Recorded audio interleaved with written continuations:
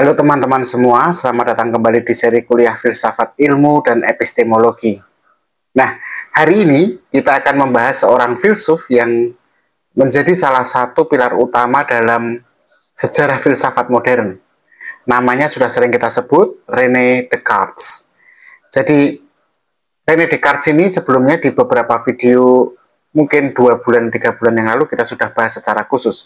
Tapi kali ini kita akan coba letakkan René Descartes dalam konteks epistemologi dan filsafat ilmu. Jadi kalau kita bicara tentang epistemologi, cabang filsafat yang membahas tentang pengetahuan, maka kita tidak bisa melewatkan Descartes. Karena apa? Karena Descartes ini kan dikenal sebagai bapak filsafat modern, dan dia seorang rasionalis yang sejati, pendukung rasionalisme yang kuat. Nah, lebih dari itu, Descartes sendiri merupakan sosok yang mengajukan pertanyaan paling mendasar pada pengetahuan, yaitu bagaimana kita bisa yakin bahwa sesuatu itu benar. Dan dari pencariannya akan kebenaran atau kepastian, itu kemudian lahirlah salah satu ungkapan yang paling terkenal dalam sejarah filsafat, cogito ergo sum. Aku berpikir, maka aku ada. Nah, untuk bicara tentang Descartes, kita harus kembali mundur nih teman-teman, ke abad ke-17 ya. Beberapa ratus tahun yang lalu ya. Jadi, saat itu, di abad ke-17 itu, pemikiran filsafat memang masih sangat dipengaruhi oleh tradisi skolastik yang dekat dengan kaum religius ya, gereja dalam hal ini.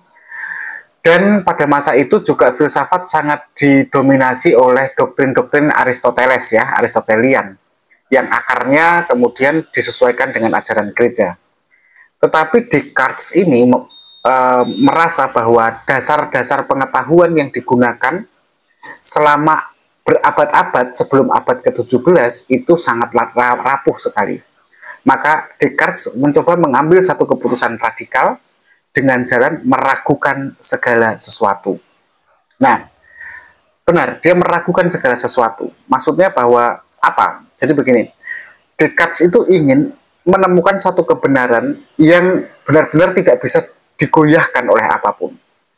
Untuk sampai ke situ, dia kemudian menerapkan metode yang kemudian dikenal dengan istilah metode skeptisisme radikal, di mana menolak menerima sesuatu sebagai kebenaran sampai dia menemukan dasar yang benar-benar kokoh. Dan itu kan tidak mungkin. Maka akhirnya yang terjadi adalah pencarian, pembongkaran kebenaran itu dilakukan terus-menerus. Dan itu justru yang nanti efeknya pada perkembangan ilmu pengetahuan. Oke, kita kembali ke Descartes lagi. Jadi Descartes ini mulai dengan meragukan segalanya, segala hal yang selama ini dianggap pasti. Misalnya, dia mulai meragukan dunia fisik. Karena bagi Descartes, dunia fisik, dunia material, dunia yang terlihat ya, yang bisa kita tangkap secara indrawi itu bisa jadi adalah ilusi, tipuan. Dia bahkan bertanya dengan satu pertanyaan yang fenomenal waktu itu, bagaimana jika semua yang kita lihat, kita temukan itu, kita bisa cerap secara indrawi itu, hanyalah mimpi.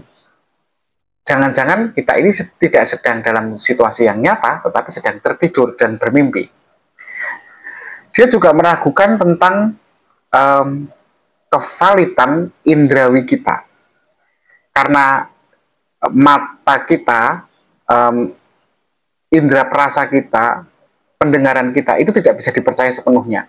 Kita seperti mendengar suara, tapi ternyata tidak ada suara itu. Itu cuman kayak denger-dengeran gitu. Kita melihat sesuatu yang warnanya biru, ternyata sebenarnya itu cuman ilusi mata. Mata kita bisa juga tertipu oleh fata morgana contohnya. Jadi tidak bisa dipercaya. Jadi nggak hanya dunia fisik yang dia ragukan, indera kita juga dia ragukan. Bahkan matematika juga dia ragukan. Matematika yang begitu pastinya itu oleh Descartes juga diragukan. Karena dia begini, ini agak lucu nih cara berpikirnya Descartes. Dia berkata, mungkin saja ada orang jenius yang jahat, bukan orang, makhluk jenius yang jahat, yang menipu kita lewat matematika, sehingga kita percaya pada sesuatu yang keliru. Jadi ya dunia fisik dia ragukan, indrawi kita dia ragukan, pikiran kita sendiri lewat matematika dalam konteks ini dia ragukan. Nah inilah titik di mana Descartes nyaris sampai pada jurang skeptisisme total, ragu segalanya. Nah, tetapi ada satu hal yang tidak dia ragukan, karena jika semuanya bisa diragukan, lalu apa yang benar-benar pasti? Ada satu kepastian yang tidak bisa diragukan. Nah, itu adalah fakta bahwa dia sedang meragukan itu sendiri. Jadi ketika semuanya bisa diragukan, tapi ada satu yang nggak bisa diragukan, yaitu ketika dia ragu. Dan dia ragu itu berarti kan dia sedang berpikir. Maka jika aku ragu, itu berarti aku berpikir.